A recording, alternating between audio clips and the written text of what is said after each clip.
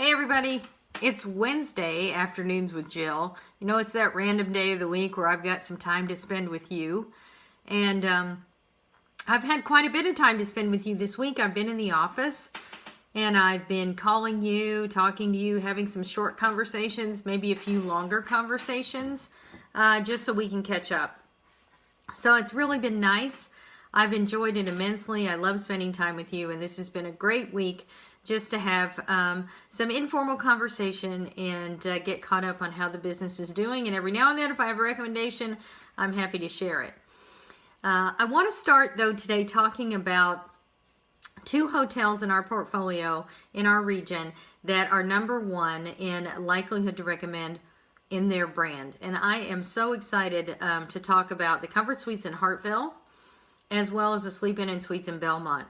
I think last week I talked quite a bit about the Sleep Inn and Suites in Belmont. I was actually broadcasting from one of their guest rooms. Had a wonderful stay.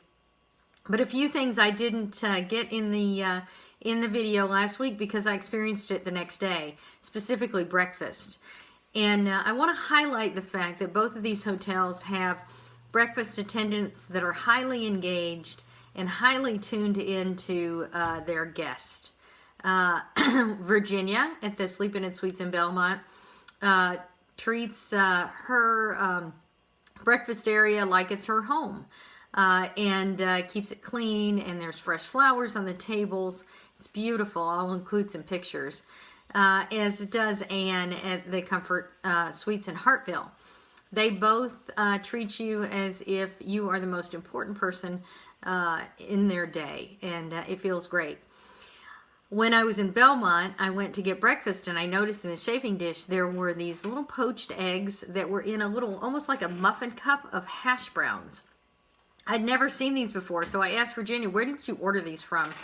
And she said, I don't order them. I actually make them in our oven in our small kitchen in the back. She said, you know, we have oil and gas workers here, and they get the same thing for breakfast every day. So what I try to do is make 3 different unique dishes each week so that they have something new and different, and they love it.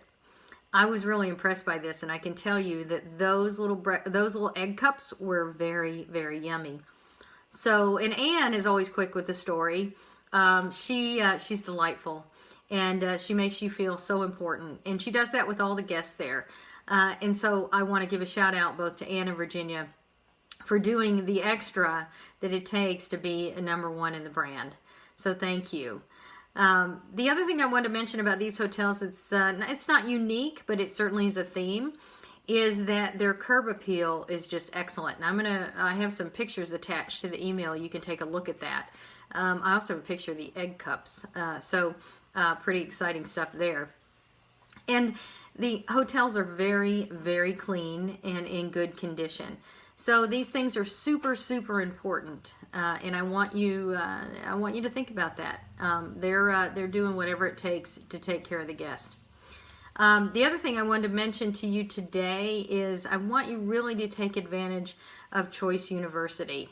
I know that we have a new look to Choice University. And there are learning maps. The Choice University team has spent a lot of time, along with the systems team, to put learning maps in place for each position.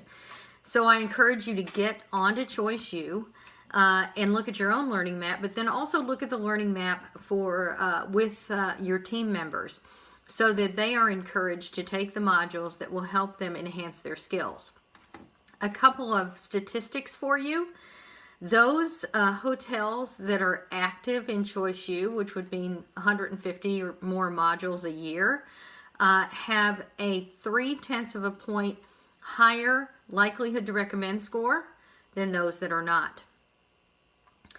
Those hotels that have a host certified operator at their hotels have 0.4 of a point higher likelihood to recommend score.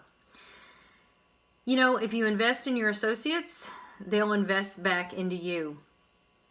The final thing, not the final thing, next to the final thing I want to talk about is with the Comfort Suites in Hartville and the Comfort Suites in Belmont, is that they're great places to work. People want to be there. They want to work there. they feel valued, and they feel important to the goal, which is taking care of the guest and the stability of the asset, meaning it's profitable. So I ask you to ask yourself, would you want to work for you? If you can say yes, then I think that's great. Carry on. Keep up the good work. But if you say no, then I ask you to be a bit introspective and figure out why. What's keeping you from being the person with whom people want to work? I encourage you to get introspective about it and see what you can do about it. Because during my conversations with you all this week, almost every one of you said that you really struggled with staffing. And if you're struggling to hire, recruit, and retain good, solid people, then many times we first have to look within to see what we can do better. Control what you can control. You can't control the unemployment rate, that's for sure, but you can control the work environment and how you project yourself. Finally, and this is finally, I just want to give a shout out to Sandeep Thacker and Max and their team at OH167, Comfort in Cleveland downtown. They have 3,820 Choice Privilege members enrolled so far this year. They are killing it, and they kill it every year. So I really appreciate you guys. I know that it's not easy, but I want you guys focused on that the rest of the year. Sleep In Suites and Clarion and Econo Lodge. Wake up and start enrolling some members. Thanks, gang. Hope to see you tomorrow at the Town Hall at the Cambria Hotel and Suites in Avon. Until then, have a good night. Bye.